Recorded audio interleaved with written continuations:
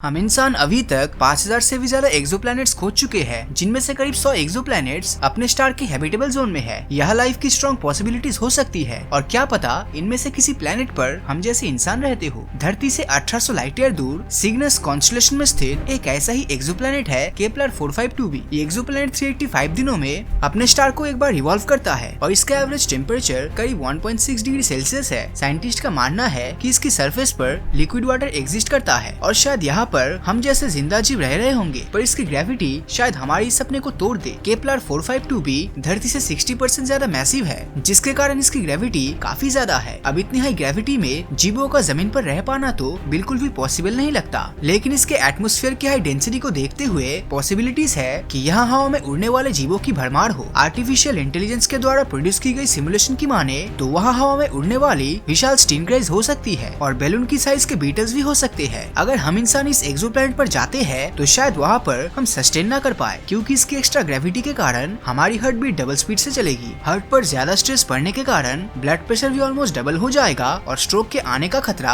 और भी ज्यादा बढ़ जाएगा। अब बात करते हैं अगली 667 सीसी की। ये धरती से 24 लाइट ईयर दूर स्कॉर्पियस कॉन्स्टेलेशन में स्थित है और ट्रिपल स्टार सिस्टम वाले रेड ड्वार्फ के अराउंड रिवॉल्व करता है। हमारे ग्रह से 1.5 टाइम्स बड़ा ये एक्सोप्लैनेट अपने स्टार के साथ टाइडली लॉक्ड है, जिस वजह से इसकी एक साइड हमेशा स्टार की ओर रहती है और दूसरी साइड पर रोशनी का नामो निशान नहीं पहुंचता, जिसका नतीजा ये होता है कि एक और रेगिस्तान से भी ज्यादा गर्मी होती है और दूसरी ओर साल भर एंटार्क्टिका की तरह बर्फ जमने वाली सर्दी होती है। ये दोनों साइड जिस लाइन पर मिलती है उसे ट्वाइलाइट जोन कहा जाता है और यहाँ का टेम्परेचर रहने लायक हो सकता है। एसीबो की यूनिवर्सिटी ऑफ पोर्टोरिको के रिसर्च का कहना है कि यहाँ का टेम्परेचर 27 डिग्री सेल्सियस तक हो सकता है और यहाँ पर लिक्विड वाटर की प्रेजेंस भी पॉसिबल है। एआई सिमुलेशन यहाँ पर पेंटापॉड्स की प्रेजेंस का अंदाजा लगाता है। ये 5 पैरों वाले स्पाइडर जैसे जीव डॉग के साइज के होंगे और गर्म इलाकों में रॉक्स के नीचे छिपे बीटल्स का शिकार करते होंगे। पर सवाल है कि क्या हम इंसान ग्ली 667 सीसी के ट्वाइलाइट जोन में रह सकते हैं? इसका जवाब हाँ भी है और नहीं भी। अगर बात कुछ दिनों की है तो हम आराम से यहाँ पर रह पाएंगे, लेकिन ये एक्सोप्लैनेट अपनी यूनिक ऑर्बिट के कारण टाइडली हीटिंग शो करता है। होता कुछ यूं है कि इसकी ग्रेविटेशनल एनर्जी थर्मल एनर्जी में कन्वर्ट हो जाती है। इससे प्लेनेट का इंटीरियर हीट होता है और वोल्केनोस और गीजर्स एक्टिव हो जाते हैं। इस कारण से सरफेस का टेम्परेचर अचानक से बहुत हाई चला जाता है और शायद हम इंसान इतने टेम्परेचर में सरवाइव न कर पाए। अब मैं आपको ले जाने वाला हूँ धरती से 36.7 लाइट ईयर दूर बूटस कॉन्स्टेलेशन के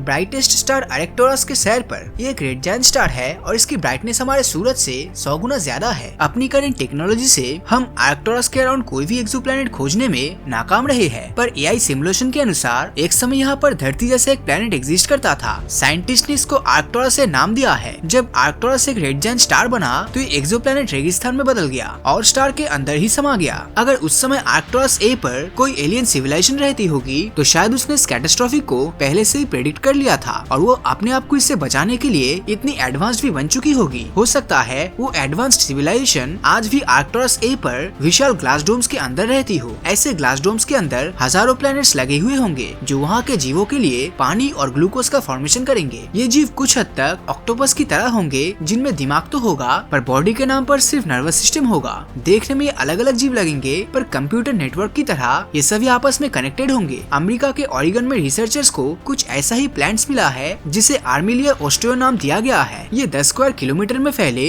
हजारों मशरूम के ग्रुप की तरह नजर आता है, पर असल में एक विशाल ऑर्गेनिज्म है। अगर आर्क्टुरस ए जैसा कोई एक्सोप्लैनेट सच में होगा तो वो धरती से काफी पहले बन गया होगा और इस हिसाब से उस पर इंटेलिजेंट लाइफ फॉर्म को इवॉल्व होने का काफी समय मिल गया होगा। मतलब काफी चांसेस है कि हमें वहाँ एलियन देखने को मिल जाए, पर हम इंसानों के लिए वहाँ कोई जगह नहीं होगी क्योंकि हम ऐसी कंडीशन में सरवाइव नहीं कर पाएंगे। हम इंसान जब भी धरती से बाहर हैबिटेबल एक्सोप्लैनेट की खोज करते हैं तो हम ऐसा एक्सोप्लैनेट खोज रहे होते हैं जिसकी लिविंग कंडीशन कुछ हद तक हमारे प्लेनेट की तरह हो। पर क्या बिलीव करोगे कि एक ऐसा भी प्लेनेट है जो धरती से भी ज्यादा हैबिटेबल हो सकता है? मैं बात कर रहा हूँ धरती के सबसे करीब वाला स्टार सिस्टम अल्फा सेंटोरी में घूमते एक एक्सोप्लैनेट अल्फा सेंटोरी सी की। ऐसा कहा जाता है कि यहाँ पर धरती से भी ज्यादा ऑक्सीजन है और क्योंकि एक ट्रिपल स्टार सिस्टम है तो यहाँ एक नहीं बल्कि 3 स्टार से लाइट आती है। हो सकता है कि इस प्लेनेट पर चारों ओर पेड़ पौधे लगे हो और खाने की कोई कमी ना हो। एक्सेस ऑक्सीजन के कारण यहाँ के जीवों की साइज हमेशा काफी बड़ी होगी। हो सकता है कि आज भी यहाँ कोई जीव रहता हो और धरती के जीवों की तरह वो भी सर्वाइव की रेस में भाग रहे हो। पर सवाल तो ये है